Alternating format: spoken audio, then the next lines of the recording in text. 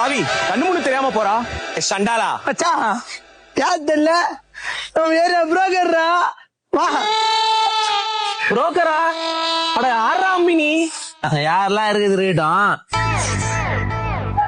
வாசனவாதா நாங்க போதெல்லாம் இல்ல எங்களுக்கு 29 வயசு ஆகுது.